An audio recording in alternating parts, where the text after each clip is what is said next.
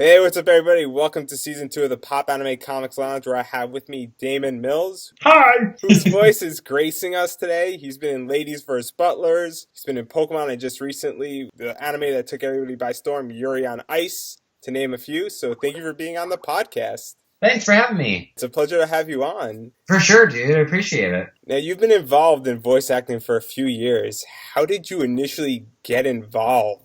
I got in a kind of awful sort of different way than a lot of other voice actors, because a lot of people usually start with theater training or take classes or just happen to know somebody in the industry and fall in that way. I'm an anime fan and I always have been. I like video games. I'm all about that life. So I initially started just practicing voice impressions, like of Dragon Ball Z. I love Dragon Ball Z. And just kind of messing around for a few years. Like nothing really too serious. Like I didn't set out to be a voice actor or anything. I was just like, oh, this is fun. I can do this as a hobby, I guess. And then a couple of years down the line, some people suggested to me, hey, you're kind of good at this. Maybe you should try making some original voices and talk to some professional voice actors in the industry. And I was like, oh, maybe, I guess. I never really thought about it. So what I did was I started talking to voice actors online and getting their advice on what route I should take, on what I should do to move forward with it. A lot said to take classes and read aloud a lot. Get equipment, record yourself, practice different voices. Like the main thing people need to understand about voice acting is it's mainly about acting. It's not so much about the voices that you can do. If you have a flexible range, that's great. That's fine. Directors love that. It's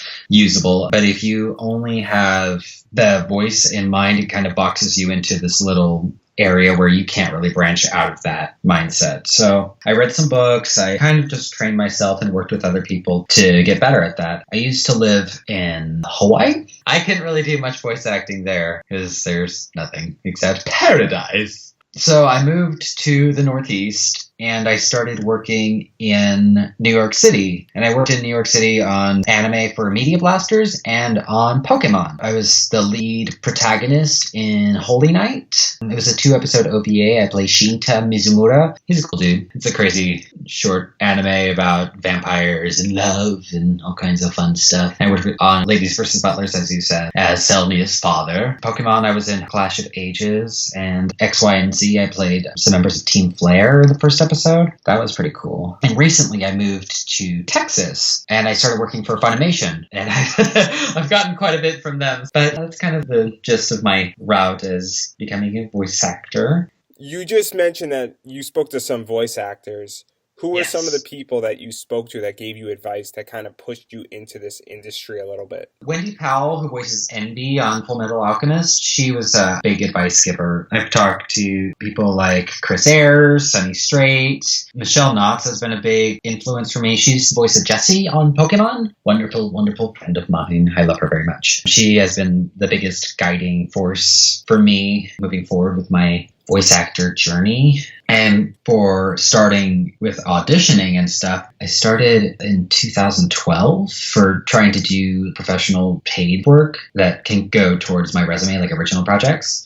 And the very first thing I did was a point-and-click adventure game called Castle Dracula. I played Dracula for that. And how did you even go about finding that work? And what was it like auditioning for your very first paid work? Voice Acting Alliance had a lot of initial paid original projects to put on your resume while you're just starting to get into it. It was nerve-wracking. I wasn't too sure of what I was doing. I was just trying to do my best and trying to find a voice that get into the character's mentality and their story and what they're all about, find different mannerisms for them, just kind of craft them into something that could be usable for the project. But at the time I was nervous because I was very new. So Voice Acting Alliance is a good place for people to start looking, to start out. It's a big community. I know a lot of people have started on there trying to collaborate with projects. And there's other people trying to get into the voice acting industry there. And now to dive into your anime. I mean, we just mentioned Holy Night. I think we should start there. Yes, Holy Night. That was my first role I ever booked for anime. It was with Media Blasters, directed by Brittany Lauda and Melanie Ehrlich. That was in the New York, New Jersey area. So that was pretty fun. It was definitely an experience. I went in the middle of winter, in the middle of a snowstorm, a big blizzard. I went into that area and I got stuck. That was funny. Yeah, I started with Holy Knight. That was 2015, so I've been in anime for 2 years. I did Pokemon later on that year, several times. Directed by Teresa Bucheister, wonderful lady. She was really one of the first people I worked with that really encouraged me and made me super pumped about working in anime and stuff. So that was my New York kind of era of working up there. It wasn't too much. There's more anime work down here in Texas. And California's got a lot too. And so you worked on Pokemon this year. Pokemon is probably one of the most recognizable animes due to the games and just the fact that it spans so many generations. What is it like for you to work on something like this? Well, dude, I grew up watching Pokemon. I was 5 years old watching the Indigo League and grew up playing the games and still play the games. I mean, I love the series. I always have. So it was really surreal to even work on it for a little bit. I will always hold that dear because it's part of my childhood. And to say, oh, I was a part of that, it's really cool. And now on the con scene, you travel with the Pokemon Pack, as they're dubbed officially here. Yeah, I gone to a lot of cons in the Northeast area. I just did KatoriCon, and I've done Colossal Con in Ohio. Pokemon definitely was my first big thing, and it definitely got me off the ground for recording and stuff. And since I moved to Texas, I started working on a bunch of different stuff. The first thing I booked here when I moved here was One Piece Film Gold. And that's really cool because I know One Piece is huge. I play Tanaka. He's part of the Grand Tesoro group of bad guys. He's the head of security, and he's got this crazy little laugh he does. He's got powers that can go through the walls and stuff. His laugh is like... It's really... So to talk about One Piece Gold, did you audition for it, or were you requested for it? What was the process? I had just moved to Texas, and I had the opportunity to go up to Funimation. And Joel McDonald asked me while I was there, hey, do you want to audition for One Piece Gold? And I was like, what? Sure, okay. So yeah, I tried out for that. It was like 4 different characters. And I didn't think I'd get anything, I was like, oh, One Piece Gold. I mean, that's really, really big. But I was like, hey, why not? And I found out a week or 2 later that we're going to have you as Tanaka. And I was like, what? What?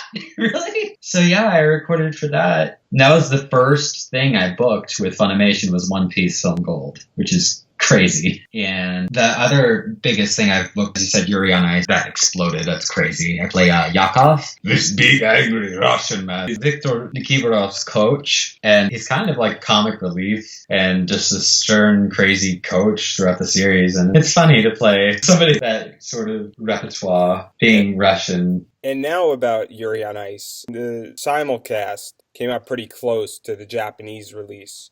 Yes, for the simuldubs that we do, as soon as the episode comes out, the script writers will adapt the script for us and the time coders will time code it, blah, blah, blah, blah, blah. It'll go through and everything get approved, and then we start recording right away. So there's no real lag on it. Like I know some people will be like, oh, it's like 4 episodes behind. Like, well, really, as soon as it comes out, we start. It's a process. It takes about a week to do, but we're all in there working super hard and trying to provide awesome animes for you guys. And being that it took Storm in Japan and it was really popular, did you know how popular it was in Japan, and how did that affect you? Not really. Like, I watched the first episode of the sub on Crunchyroll not too long before I went in to record for it. I was like, oh my gosh, this is really pretty. And what I like about the show is it doesn't fetishize the gay relationship between Yuri and Victor, because it's love. It's a cute, real experience. And it doesn't primarily focus on that. Yes, it's a focus, but it also focuses on mental illness and the competition and just different cultures. And it's just awesome. And it's both very serious and comedic. And everybody involved was just phenomenal. Sonny Strait's a wonderful director. He brought us all together for this amazing ride. And hopefully in the future it continues. I really hope. I really, really hope. I love that show a lot. And how do you feel that it was received, the English dub of it?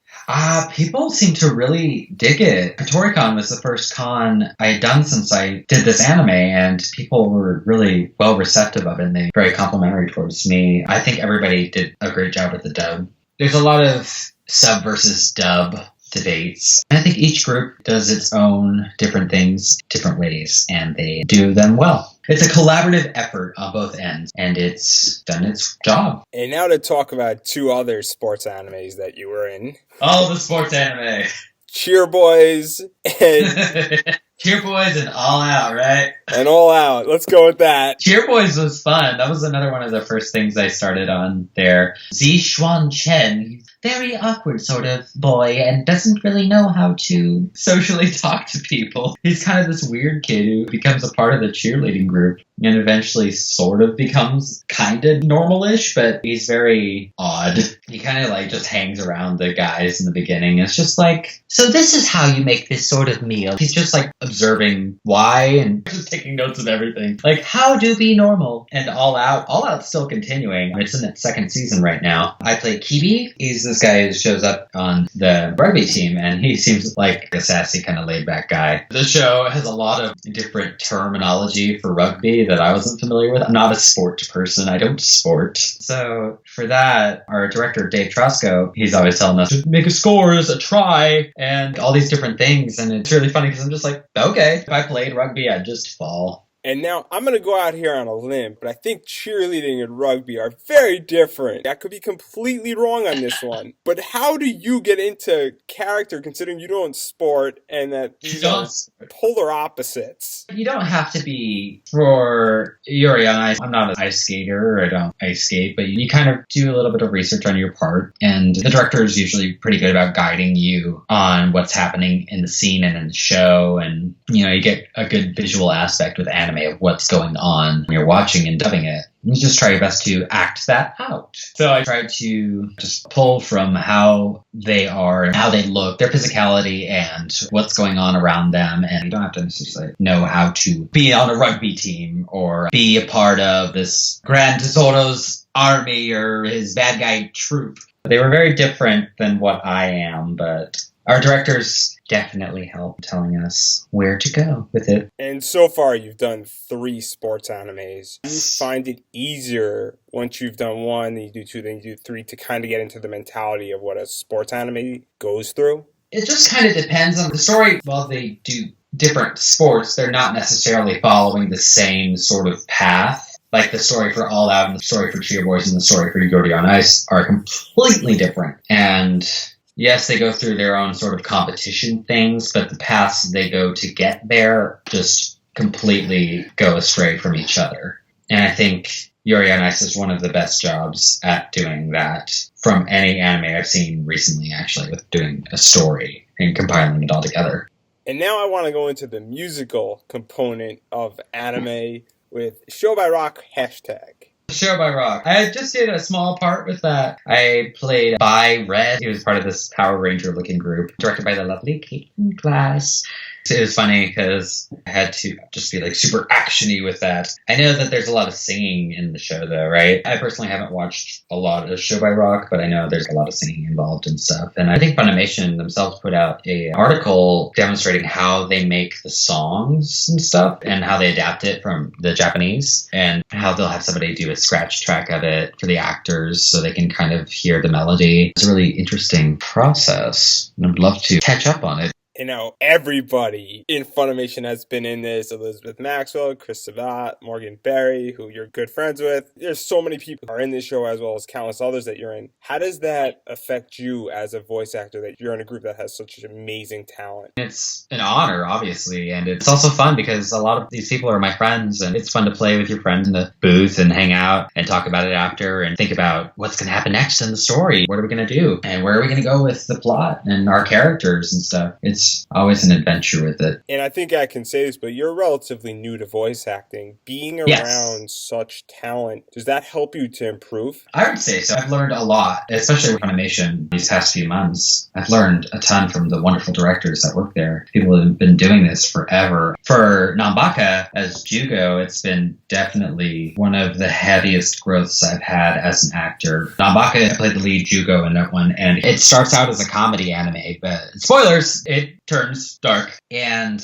there's just a lot of different emotional depths I have to go to with Jugo. Some days he'll be laughing with his friends and stuff and having a great time and escaping prison. And some days he'll have a mental breakdown and I'll cry in the booth for hours That was awesome. For one of the newer episodes, it was really sad. And I cried. I cried a lot for that one. Aaron Dismuke, who directs that one, he was making some sort of joke when we were recording. He's like, wait, no, you have to continue to cry. I won't spoil this for you. Now I want to unpack some of this. How did you get this role and how did you really get the lead in this anime? I just auditioned like everybody else did. Aaron had me in for audition. I read for all the characters for the first episode, all the male characters anyway. Yeah, they called me in for Jugo and I was shocked. Jugo is easily one of my favorite characters I've ever voiced at this point. He's a fun, loving guy who loves hanging with his friends, and he's got his own battles he has to deal with, both internally with his past and with the present, with dealing with stuff that's going on in the plot. And we're in season 2 right now. The finale just aired for season 1. We're moving on to the second season, which I was stoked to find out about. I was like, what? Season 2? Yay! There's a lot more I think we can do with this show, and I hope we can continue it for a while. And now, obviously, this is a very funny show. There's funny elements, and then there's dark, disturbing elements.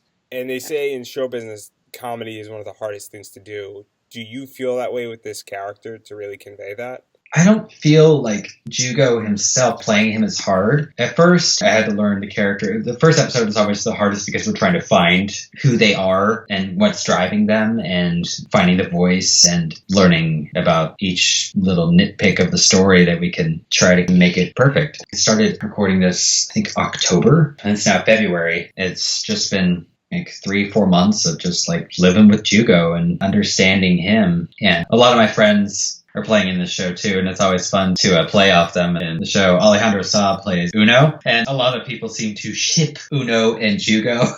It's really funny.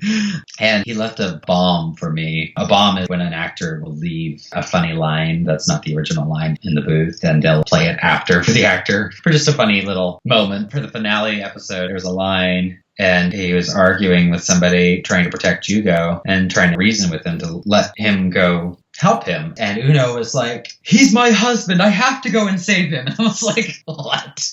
Because my take was I had to scream, and I was about to scream. And I heard that, and I kind of fell to the floor. I was like, what the hell? It was the funniest thing. And there's tons of funny lines in this show. There's tons of funny moments. Yeah. Do you have a particular favorite one that has occurred in season 1? I had somebody quote this one for me and have me say it at KatoriCon. It was from the first episode. Jugo and Uno are arguing about if Jugo can get some ladies and what are his good qualities. And he's like, I have very little body hair and my nipples are bright pink. And I was like, why?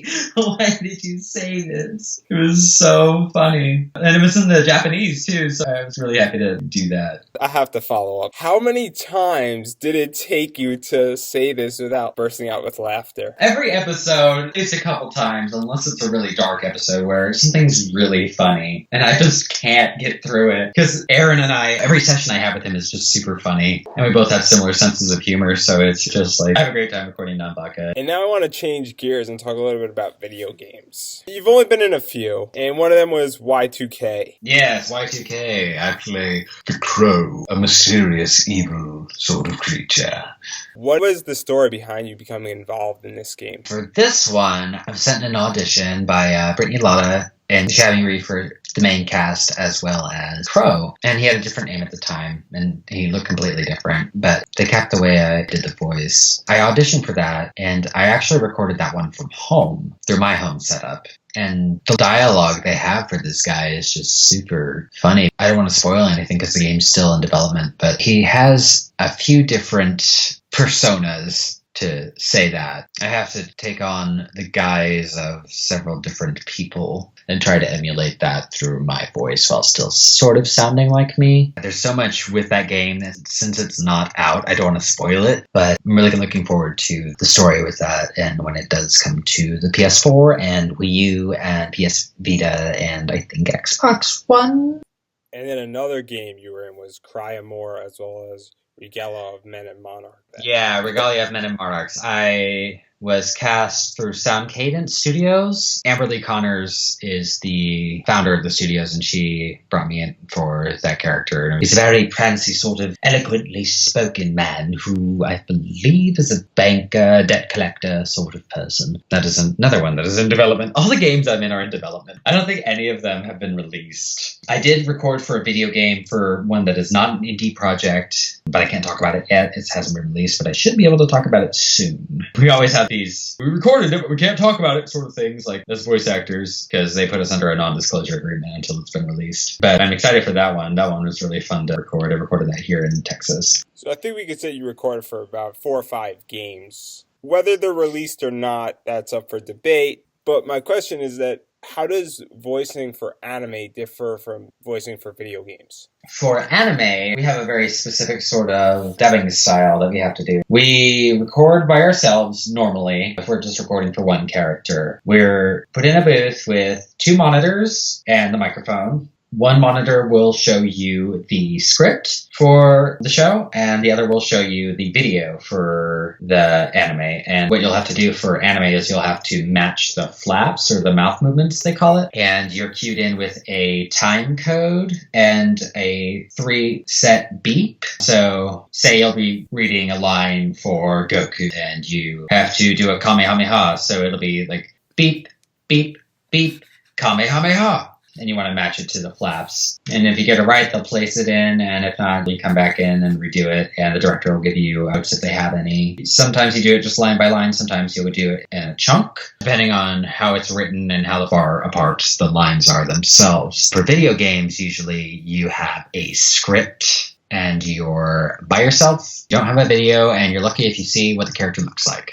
And the director will inform you of what is going on in the scene, what's going on with the character. And if you're like doing a fighting game or something, you'll do a lot of reactions. So saying you're getting punched or you're swinging a sword or whatever, you have to make a sound for every single sort of movement they might make in a video game. You're playing a character, like they're going to climb up some stairs. They're going to want some sort of breathing or grunt for that. Both of them have their own particular sets of things that they do. Occasionally for anime, you will record with others for what they call walla. Walla is with all actors, and for that you will be in a group of usually 4 people. You'll be put in the booth around the microphone, and for that you'll be doing scenes, usually improv, of what's going on in the visual, or the director will tell you that this is going on and what you're talking about needs to be about this sort of subject or this scenario. And you'll usually play off the other actors and improvise your lines. For that, it can get pretty silly. I think one time I said something about my mom packed me fish sticks or winter camp. But yeah, like I said, for video games, you're usually alone. I think the only time you'll record off other actors is for prelay animation, which is like if you're recording something for Nickelodeon, for one of those kind of shows where everything's animated to your voice rather than us matching the pre-animated anime scenes. And the other voice work you've done is for visual novels. That's its own different sort of beast because each client does it differently. For visual novels, I've either been directed by somebody who's working for the studio, and it will be kind of like a video game where they'll tell you what's going on in the scene, or I'll self-direct. A lot of the time for like recording auditions at home, you have to direct it by yourself, or you have to just do multiple takes. And you'll send in 3 takes of a line read in different ways. And if they want any fixes, they'll let you know and they'll just send it back your way. So each sort of different type of voice acting has its own little niche and different way about going about it. And then the final project I want to talk about is Kira Buckland's Dragon Star, a story of competitive gaming. I did that a while ago. I recorded some lines for Kira and I sent them in to her. It's a story of competitive gaming. It's about a bunch of high schoolers. It's kind of like Smash Brothers, you know, like how people get really competitive over Smash Brothers or any other fighting game, or maybe League of Legends or something, and they'll just compete off each other and just like strive to be the very best. Like no one ever was. And I play Masao Hachimoto in that. He's sort of timid, quiet kind of guy. And I mean, this was a cool project, and I know you don't remember too much about it, but How did you feel about the entire idea of creator-owned animation? I think it's awesome to like that they're going to make their own rather than doing like a visual novel or something. Like they're going to animate around the voice actors and make an original project. Like I know Kira and Chris Niosi used to make Brawl Taunt videos, or like Super Smash Brothers Brawl first came out. Those were always really funny because they would like make short little flash animations on YouTube. It kind of reminds me of that in a way, with more of a depth with the story. And now I think we covered a decent amount of your career so far. But what advice do you have for people who want to get involved in voice acting? For people who want to get into voice acting, don't give up. Follow your dreams. Talk into the microphone every day. You know, you don't have to take an acting class per se. It's advised to take acting classes. I know if you live in this area, there are voiceover classes by Chris Rager at Okratron 5000. That's a cool, fun class you could take and get professional advice and experience from Chris Rager, Christopher Sabat, Ian Sinclair, Joel McDonald, and a bunch of other awesome people. And you can also take Sunny Straight's class. I know that some people have online voiceover consultations like Richard Horvitz or Crispin Freeman. You can go on Voice Acting Alliance and congregate with a bunch of people who want to get into this industry, and you can audition for projects there. Or I think Kira Buckland actually made a forum recently. It's a good other resource to use. And yeah, just like totally listening and studying different actors is a great way to learn, because then you can pick up on their mannerisms and different styles of acting. Everybody has a different sort of style of the way they'll portray their characters or read certain lines. Learning accents could be a useful tool. Sometimes you'll be asked to do an accent on the spot, and if you can do it, that's better in your favor, because sometimes you can't, and that sucks. There's a lot of different sort of steps that you can take. Any sort of tools like that, and I think there's a book by Yuri Lowenthal and Tara Platt. It's a really handy book, though. If you Google Yuri Lowenthal and Tara Platt, maybe on Amazon, they might have the book on there. And then finally, do you have anything you'd like to promote? Yes, I always like to promote things. I just got in a new simuldub called Eld Live. I played Lane Brick in that show. He's the captain of the Eld Live crew. I've got Baka Season 2, that's awesome. I've got some other simuldubs I got cast in that I can't talk about quite yet, but I will very soon, within the coming week or so. So stay tuned for that. You can follow me on Twitter at Daman Mills, DamanMills, or you can friend me on Facebook, whatever you feel like, Brett.